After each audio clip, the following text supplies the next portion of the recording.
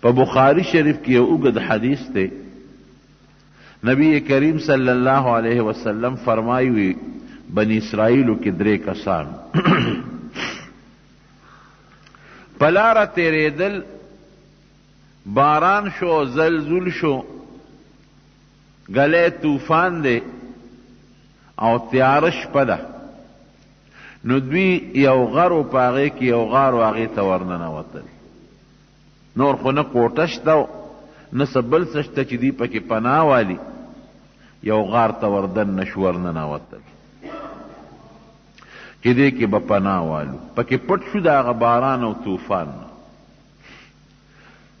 دې کې د غر د سر نه یو غټه تیږه را پرېوته او قدرت ته وګوره چې را پرېوته، نو د غار په دا خوله د پاسه ونښته، د غار خولې مکمل بنده کړه. 3 واړه پکې بند پاتې شو چې یا الله اوس به څه کېږي.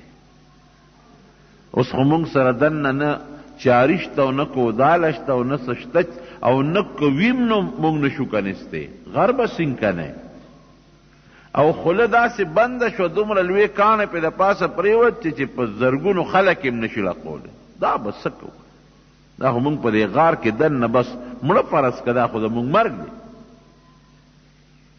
یو کس پکې هوښیار و، هغه ویل لکه داسې کوی الله په نیک عمل خوشحالیږي. واقعي نو راځئ چې سوچ وکړو چې موږ په خپل ژوند کې چا کم غټه نیکي کړې ده او لوی نیک عمل یې کړی دی، اب الله ته ور مخکې کړو. نو که د دغې نیکۍ په برکت په موږ الله رحم وکړي او د دې غار نه مباسي، بل څه وجه خو نه کېږي. یاره وایي دا خو هوښیاره خبره ده.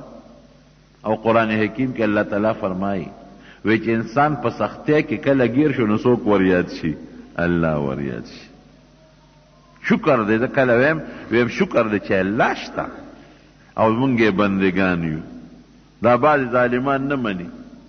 شکر دی چې موږ د الله بندګان یو چې په سختۍ کې ورته چغه ووو، نو هغه سختي خو رانه لر کي که نه. دریاب کې کشتۍ ونښلي نو خلک الله ته چغه وایي. بره په هوا کې دا جهاز کله پړقېدو شي، دا موسم بره خراب شي، نو خلک الله ته چغې شروع کړي. یا گاڑی کله په اکسیډنټ شي نو بے اختیاره د انسان د خولې نه خیږي یا الله خیر. دا شکر دی، دا د هغه چا د خولې نه خیږي چې څوک الله مني او ایمان یې ورباندې. ټول وایي الحمدلله. نو دوی ته هم دغه وخت کې الله وریاد شو چې بل څه اسره خو شته نه او نم بل څوک بچکولی شي. راځئ یو خپل نیک عمل به الله ته ور مخکې کړو. یو کس وی یاره ما خو یو نیکي کړې ده، وی الله ما یو ځل یو مزدور ونیوه چې ما له پټي کې یا ما له خدمت وکړه او چې کله ورځ تېره شي مازدیګر نو زه به تا له دومره روجې درکړم په مزدورۍ کې. څوک غنم ورکوي، څوک ګوړه ورکوي، څوک نغدې پیسې ورکوي، زه به دومره روجې درکړم 3 کیلو. وی هغه چې کله مازدیګر شو هغه خپله مزدوري ختمه کړه. وی ما ورته چې لکه راشه دا خپله مزدوري دې واله. وی مزدوري راته پرېښوده او لاړو تښتېد. یا خدایه دې سره څه وکړو؟ دې سړي خو خپله مزدوري پرېښوده او پېژنم یې نه دا مزدور چې دی دا کوم ځای، دا پس زه کوم ځای وګرځوم. نو د شریعت د مسلې نه دا غریب خبر نو. په داسې مسله کې دا شی ولا سنبال که کراشي ور به کې، او که بالکل یې پته ونه لګي او رام نشي، نو بیا د شریعت قانون دا دی چې دا خیرات که او ثواب یې هغه ته وبخه، بس د هغه د آخرت ګټه شو. داسې بعضې خلک په ګاډي کې رواني او کرۍ ته یېره شي. دې نه هغه کلینډر پیژني او نه هغه پلین کوچ پیژني، نمبر هم ورته یاد نی. نو دې به څه کوي هغې کرۍ سره؟ یېره شو، په ظلم او په قص باندې نه ده پټه کړې. دا غیم دا حکم دی چې یا خو انتظار وکوه که دا ډرایور کلینډر یا دا فلین کوچ چې صحیح کړي نو ولا به یې ورکړي چې روز ستا دا کرۍ واله. او که بالکل یې پته ونه لګېده نو خیرات یې کوئ، خدای د دې ثواب ده هغه چا روح ته ور ورسوئ چې په کم فلین کوچ کې ما مزل کړی دی، د چا دی او دا کرۍ د چا ماته پاتې ده، غاړه به د الله خلاصه کړي. نو د ده تم د شریعت مسله نه وه معلومه، خو ښه سړی و. ده وی راشه یو چل به وکړم. ګوره نیکي چې انسان کوي الله وله زړه کې د هغه نیکۍ توفیق هم ورکړي. ده وی راشه چې دا غریب لاړ دی جوړ په دې مزدورۍ خفه شو. ځمکه یې چې خپله کرله نو دغه کمې روجې چې د هغه مزدور پاتې وې هغه یې د هغه مزدور دپاره په هغه ځمکه کې ځان له وکرلې چې دا به وله وکرم، ځان له یې کرم دله به یې مو کرم. هغه یې وله په ځمکه کې وکرلې نو تاسو اندازه ولګوئ 3 کیلو روجې چې وکرې د هغې نه خو بلا روجې زرغونېږي. ولې ښه خدمت پکې وکړه په هغه خپل پټي کې او د هغې نه بلا روجې جوړه شوې. بیا یې وله وکرلې بیا ترې نورې ډېرې جوړه شوې. څنګه چې خپل مال کې لګیا دی کرونده کوي او زیاتېږي، دارنګې د هغه مزدور هغه روجې هم زیاتېږي. دې ته خبره ورسېده چې د هغې نه بلا ګډې چیلی او خان څاروي جوړ شو او بلا غلامان او وینځې ته جوړې شوې او الله د هغې د برکت نه د خپل مالم زیاتی چې ته بل له خیر رسې نه الله به تعالی هم خیر درکوي. ډېره موده پس کلونو پس هغه مزدور راغی چې راغی لکه نیکه ما پیژنې ته څوک یې لکه زه هغه مزدور وم که نه او هلکه تا چې ما دا مزدوري کړې وه او وی ما لا خپله مزدوري راکړه. یې د خدای نیکبخته کلونه دې تیر شو لاړې وتښتېدې ته ولې تلې؟ بس اوس مې ورته ضرورت دی خپلې مزدورۍ ته ماله راکړه. وی ښه داسې وکړه د دیوال نه پورې غاړه چې دا کومه ګاړه ده که نه دې کې چې دا څومره ګډې چیلی دی اوښان دي او مریان دي وینه ټول ستا دی. وی ما پورې ټوقې کې زما خو 3 کیلو روجې کېدې ما ته اوس هم یاد دي. خندا را پورې کې چې نه را کې نو داسې راته وی ورته وی دروغ نه وی ټوقې د پورې نه کو دا ستا دي. وی زما څنګه دي؟ وی ما دله په هغه روجو کې تجارت کړی دی، امې دله کرلي دي، دله مې زیاتې کړي دي، ځان له مې چې تجارت کو ستا د برکت ده، زما مال کې م الله برکت اچولی دی، دا ستا د هغه مزدورۍ د هغه روجو میوه ده چې الله ډېره کړې ده، زبو ده دغه ټول هر څه ستا دي. مزدور خان شو که خان نه چې چودري نواب شو چې 3 کیلو په ځای باندې هغه ته د دنیا ګډې او چیلې او خان او غلامان او مریان هر څه ملاویږي او ده وله پکې تجارت کړی دی او شی وله ډېر کړی دی. وی دا هر څه زما وي هر څه ستا. مزدور هر څه ونیول د مټاو ګډې چیلې او ځان سره یې په مخه کړې.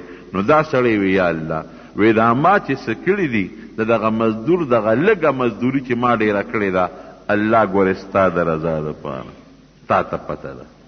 غټه خبره رونو ګورې دا ده چې عمل کې نیت بری دی چې الله پې خوشحاله شي.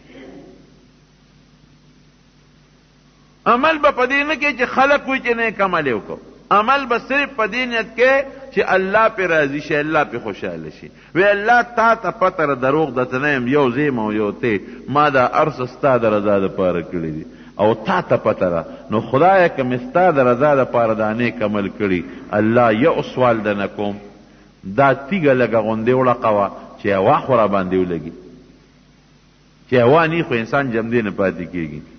وی پروردګار نبی علیه السلام فرمایي هغه تیږه لږه وړقوله سوړه پکې وشو معمولي غوندې دوی پې وتې نه شي خو یاره هغه هوا ورته چالو شو زه د ژوند څه ناڅه نښې ورته میلو شو. بل سړی وي الله تا ته پته ده چې زما د تره لور وه، زما ورسره ډېره مینه او ډېر محبت. ما ته یو ځل د ګناه طلب وکړ، هغې ما ته وی چې دا ګناه به هله کوو چې ما له 200 روپۍ راوړې، اشرفۍ راله راوړې، 500 اشرفۍ راله راوړې. وی ما وی چې ډېره ښه ده. وی لاړم مزدوري مې کوله در په در خورې په سر هغه پیسې مې ورله پیدا کړې. پیسې مې راوړې ما ورته خبره یاده که چې تا ما ته څه شرط ویلو مې پوره کړی دی، اوس به هغه ګناه کوو. وی پیسې مې راوړې مخکې مې ورته کېښودې. وی یو زوم یو مې د تره لور وه، هېڅوک هم نو او د هغه ګناه نیت مې ورته وکړو. وی د تره لور راته وایي چې ای د تره زویه یو خبره وکړه. وی اوره پیدا او داسې لچ پې راغی او وی جړل. وی ما ورته وی چې تا خو په ما شرط ایښی و پیسې مې د لرلو دا دې پرتې دي دا شرپی که نه وی ما ته وی چې د الله نه ویرېږه یاره دا ډېره غټه خبره د الله نه ویرېږه ګناه مه کوه راځه په سچه به یو بل سره نکاح وکړو لاړ به شو ملا له نکاح به وتړو او دا کومې پیسې چې ماله راکوې دا به مهر شي د خدای نه ویرېږه ګناه مه کوه بس وی دقه وخت کې پاڅېدم هغه پیسې مې راواغېښتې وله مې ورکړه چې دا ستا د الله په رضا خیرات شو ګناه هم نه کوو نکاح هم د سره نه کوم یریږه ما دا ستا خیراتي شوې لله فی الله الله وی تا ته پتر یو ته وی یو زوم یو مې د تره لور هېڅوک هم نو ته پې خبردارې نو پروردګاره که دا عمل ما خالص تا د رضا دپاره کړي نو خدای دا تیږه لږه وړقوه چې یو پوټې سره رڼا هوا خو را باندې نورم زیاته ولګي وی تیږه لږه نورم وړقوي مخکې صرف هوا لګېده اوس پکې د انور رڼا هم راښکاره شو خو د وتو بیا درک نه لګي چې دی وځي هغه دریم کس وی دا په بخاري شریف کې حدیث دی چې یا الله زما یو مور او یو مې پلار دا دواړه بوډاګان او ما به ګډې چیلې سرولې سهار وختي به مې ګډې چیلې وویستې او ماښام به مې راوستې شپونکي و نو ګډې چیلې به مې ولوشلې نو چې پی به مې ترې واغېشتل نو اول به مې په مور او په پلار باندې وسکل د هغې نه پس به مې وسکل بچو به مې وسکل ښځې به مې وسکل وی یو ورځ ګیا نه وه نو ګډې چیلې مې د خپل علاقې نه لرې بوتلې ګیا پسې او په سانګو پسې وی ماسخوتن داسې وخت کې واپس شم ناوخته شو را باندې چې زه کور ته رالم نو زما هغه مور او پلار دواړه ودو بوډاګان وی ګډې چیلې مې ګاړۍ ته بوتللې ومې لشلې او هغه لوښې مې د پیو ډک کړل رالم مور او پلار له مور او پلار مې وده دي وی دقسې ورته د کټ سر ته ولاړې